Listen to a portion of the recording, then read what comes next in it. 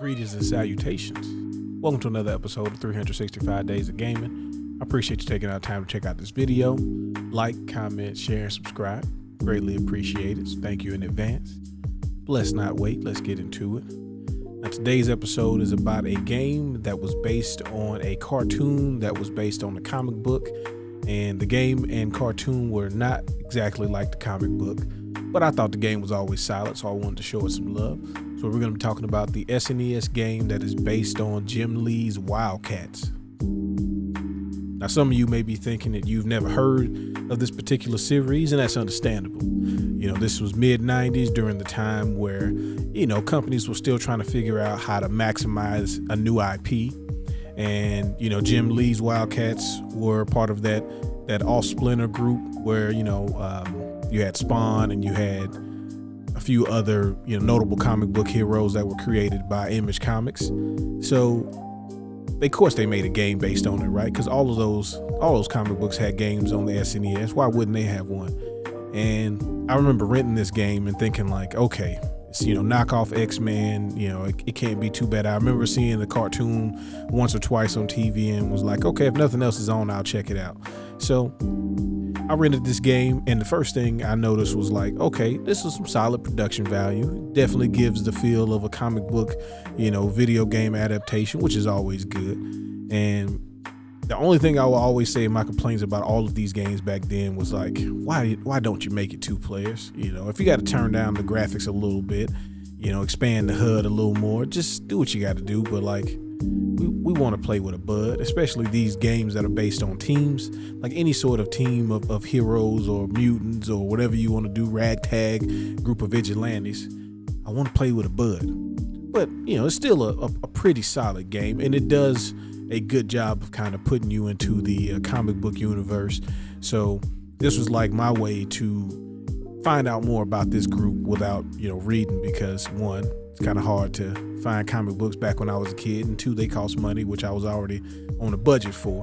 But then as I got older, I found out that the game was based on the TV show and not based on the actual comic. So, it's a little bit of kid friendly, but essentially there is a race of bad things called the Daemonites, and you are part of the WildCats, who are part aliens, part cyborgs, and part mutants basically, and y'all got to take them down. So you start off and you get to play kind of this prologue mission, which the first time I played this I had no idea what was going on, but it makes sense. You don't really know that, I'm like, where's the rest of the team? They're only gonna make me play this one character, and they eventually, you get to play more than just Spartan, because that's who you start off playing.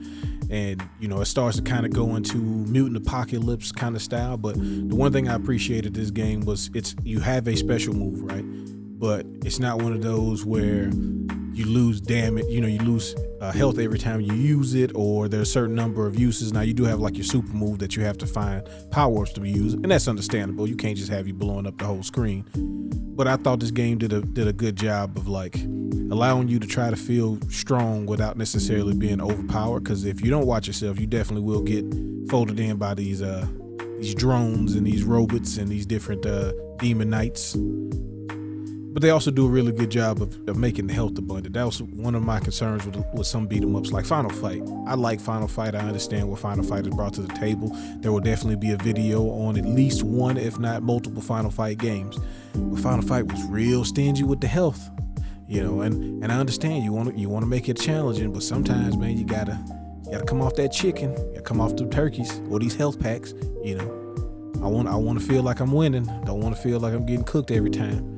But yeah, the game, once you beat the first mission, then you get a chance of picking, the heroes. Now, obviously, you have to do everyone's mission in order to progress, but you get to see the differences in the heroes, which I thought was really cool. So, you started off as Spartan, and then you have Maul that you could play as, who is basically like the Hulk. They did change some of his stuff compared to the comic book version, so we'll just deal with the fact that he's just like the Hulk, and that's what it is.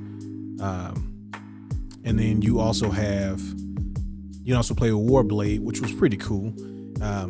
Warblade's basically kind of what it sounds like. He can make, blades out of his hands and whatnot and carve stuff up. But the cool mechanic that Warblade has during this mission is he gets to climb things, which is a nice change of pace, but sometimes can be very difficult. And you got to get used to it because each character's mission is kind of very different. Like you play Maul, you have to jump on these grates in order to make them drop down, and the game doesn't kind of tell you anything. I just was fortunate enough as a kid to have played it so much I kind of learned what to do, so it made it a little bit easier.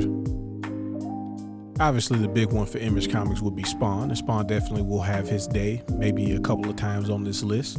But I also wanted to give a shout out to WildCats, because they definitely weren't as bad as I thought it was going to be, but also I felt like over the years they just kind of got brushed under the rug, which is understandable. They're definitely in the nicher part of the comic fandom. So, I wanted to take time to kind of give them a salute. So if you are familiar with the comics, the game, the TV series, let me know your thoughts on this game and the series as a whole.